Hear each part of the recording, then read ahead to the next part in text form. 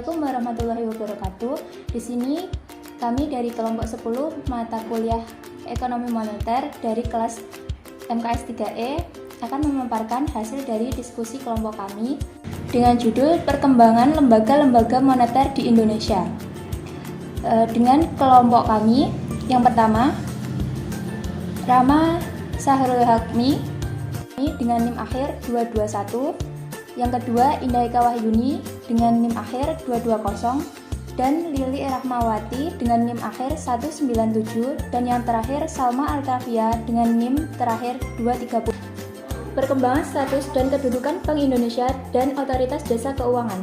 Pada sekarang ini, tugas pengaturan dan pengawasan perbankan tidak lagi menjadi tugas Bank Indonesia, melainkan menjadi tugas sebuah lembaga pengawasan sektor jasa keuangan baru yang dinamakan dengan Otoritas Jasa Keuangan atau OJK. OJK yang dibentuk berdasarkan Undang-Undang Nomor 21 Tahun 2011 tentang Otoritas Jasa Keuangan. OJK tidak hanya mengatur tentang Otoritas Jasa Keuangan saja, namun OJK juga mengawasi lembaga keuangan bank, akan tetapi juga lembaga keuangan non-bank. Terlihat jelas bahwa OJK memiliki kewenangan yang sangat luas. Bukan hanya itu, OJK juga memiliki kewenangan untuk melakukan pungutan dari lembaga keuangan yang diawasinya. Pasal 34 ayat 2 Undang-Undang Nomor 21 Tahun 2011 tentang OJK menyebutkan bahwa anggaran OJK bersumber dari anggaran pendapatan dan belanja negara dan atau pungutan dari pihak yang melakukan kegiatan di sektor jasa keuangan, di mana anggaran OJK tersebut dipergunakan untuk membiayai kegiatan operasional, administratif, pengadaan aset, dan kegiatan pendukung lainnya. Hal yang tidak menutup kemungkinan bisa mempengaruhi independensi OJK yang tadinya diharapkan mampu bebas dari segala bentuk investasi diantaranya. Yang pertama, dihapuskannya tugas mengatur dan mengawasi bank dari Bank Indonesia.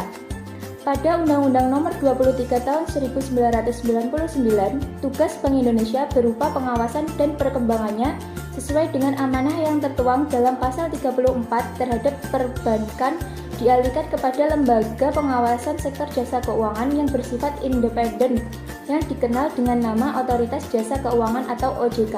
Yang kedua yaitu koordinasi antara Bank Indonesia dengan Otoritas Jasa Keuangan. OJK berkoordinasi dengan Bank Indonesia dalam pembuatan peraturan pengawasan di bidang perbankan, dan kemudian Bank Indonesia bersama OJK akan bekerja sama dalam tukar-menukar informasi perbankan, serta Bank Indonesia dalam kondisi khusus dapat melakukan pemeriksaan kepada bank setelah berkoordinasi dengan OJK. Selain harus menjaga koordinasi dengan Bank Indonesia, OJK juga harus menjaga koordinasi dengan lembaga lain yaitu Kementerian Keuangan dan lembaga penjamin simpanan. Yang ketiga, terkait dengan pengaturan dan pengawasan perbankan, dibentuknya OJK mengakibatkan semakin sempitnya tugas dan wewenang Bank Indonesia. Sementara tujuan tunggalnya tetap sama yaitu mencapai dan memelihara kestabilan nilai rupiah. Dengan tujuan tunggal tersebut, Bank Indonesia selama ini mempunyai 3 tugas yaitu menetapkan dan melaksanakan kebijakan moneter, mengatur dan menjaga kelancaran sistem pembayaran, serta mengatur dan mengawasi perbankan. Tugas dan tujuan pokok Bank Indonesia dan Otoritas Jasa Keuangan berdasarkan pasal 6 dari UU Nomor 21 Tahun 2011. Tugas utama dari OJK adalah melakukan pengaturan dan pengawasan terhadap 1. Kegiatan jasa keuangan di sektor perbankan. 2.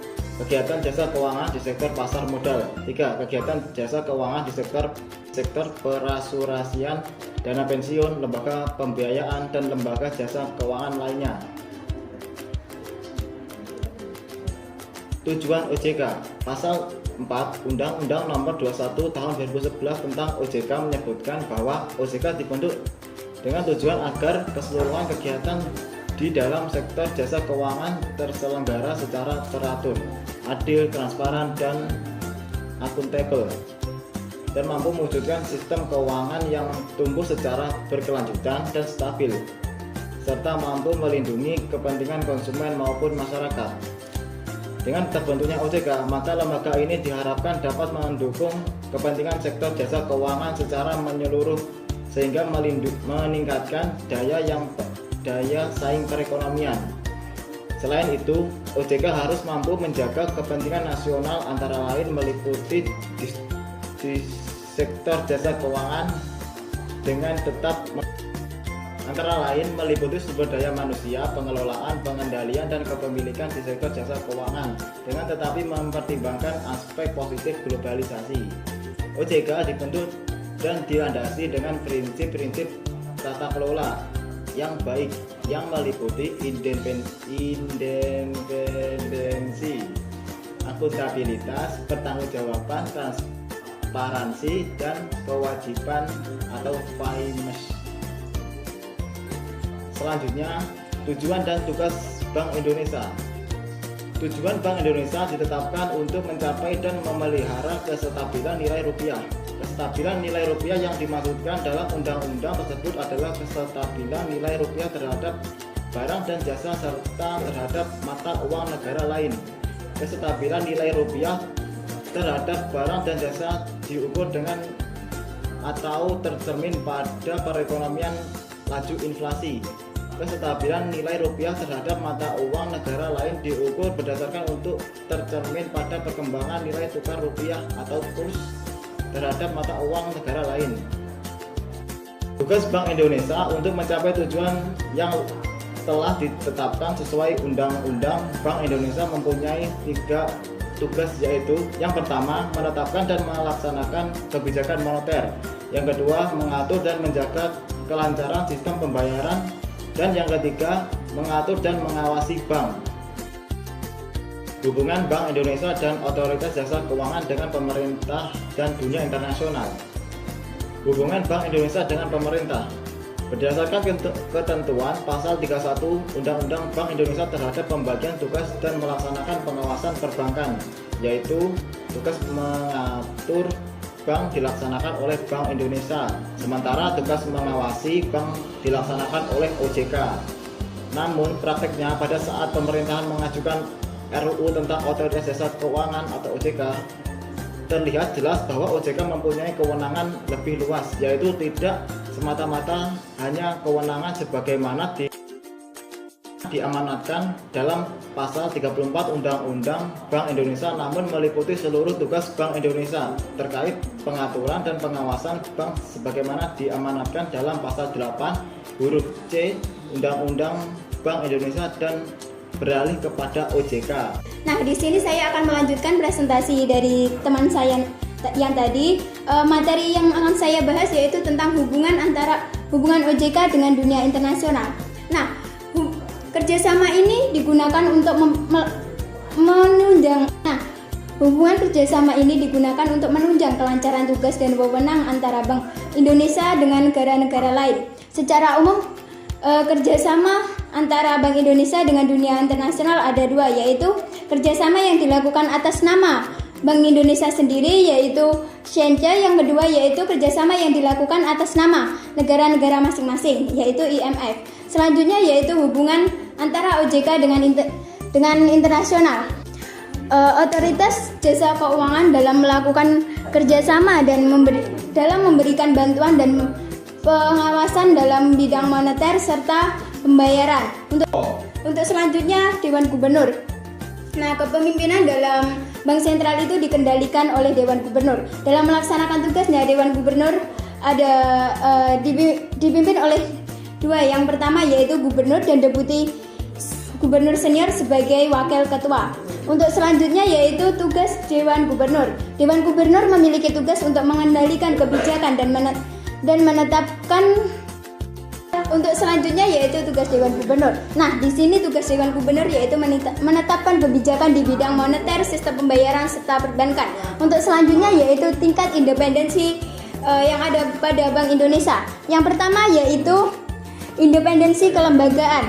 Lembaga negara yang dalam melaksanakan tugasnya dan wewenangannya bebas dari campur tangan pemerintah maupun pihak lain. Untuk yang kedua yaitu independensi sasaran inflasi. Dalam hal ini Bank Indonesia memiliki tingkat independensi yang rendah dalam melaksanakan tugasnya. Untuk yang ketiga yaitu independensi instrumen.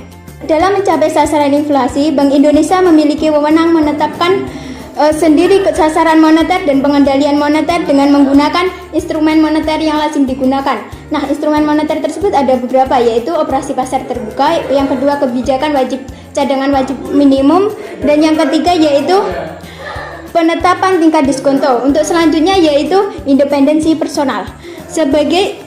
Sebagaimana sesuai dengan undang-undang, pihak lain dilarang ikut campur tangan dalam tugas dan wewenang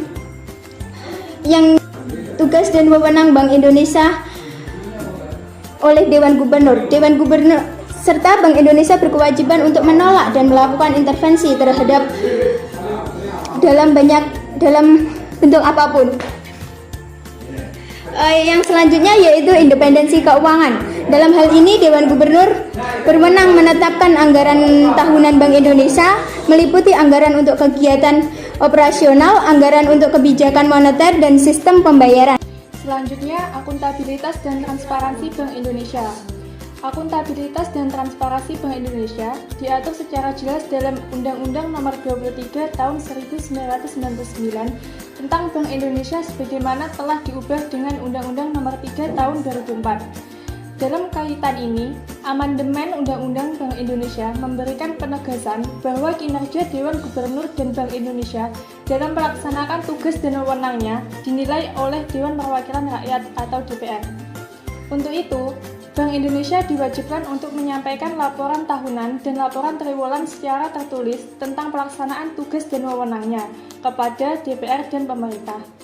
Penyampaian laporan kepada DPR adalah dalam rangka akuntabilitas, sedangkan laporan kepada pemerintah adalah dalam rangka informasi.